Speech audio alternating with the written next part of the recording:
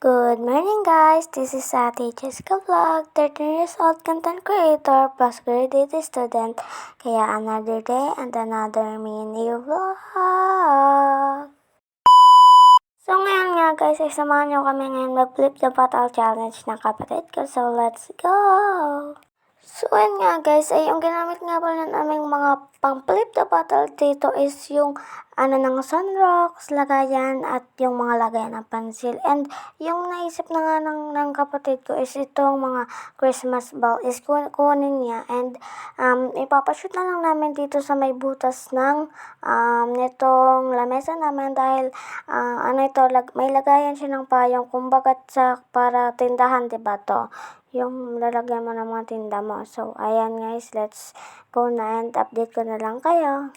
Update nga guys, ito, kinuha ko tong tabo sa likodan namin ng kapatid ko and lalagay namin ito dito sa baba ng lamesa. At hindi nagdag pa nga namin tong bangkuan or upuan sa Tagalog kasi Bicolana na ako. And ayan, nilagay na namin dyan guys and trinay ng kapatid ko kung masushoot ba kasi hindi pa namin naisip dyan na ilagay yung upuan. So, ayan.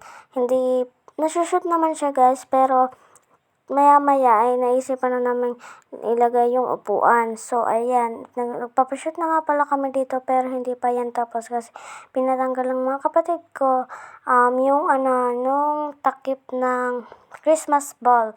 So, ayan, tinanggal muna namin and ayan, nagpapashoot na kami dyan and ako yung una and siya yung pangsunod ko.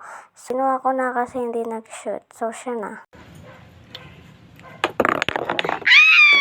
Pinapaliwanag nga pala namin guys, dalawa yung gagawin kasi may mga pagkain kami dito guys. Merong milk tea dalawa and meron ding cheese it. So kaya inaano pa namin guys para madali lang.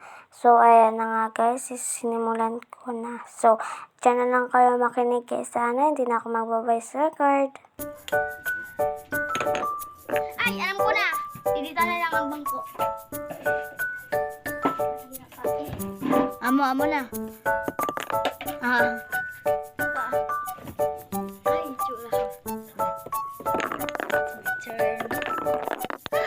Ay, sayang. Sayang mo ko po. Pag-adi lang dito banda. Ay! Sana all. Uy, adi pa sa ko. Uy, daiman. Saro lang. Ano ko natira mo na ina. So, yan lang naman guys. So, bye-bye. Sana nag-enjoy kayo dito sa aking matagal na vlog. Bye-bye!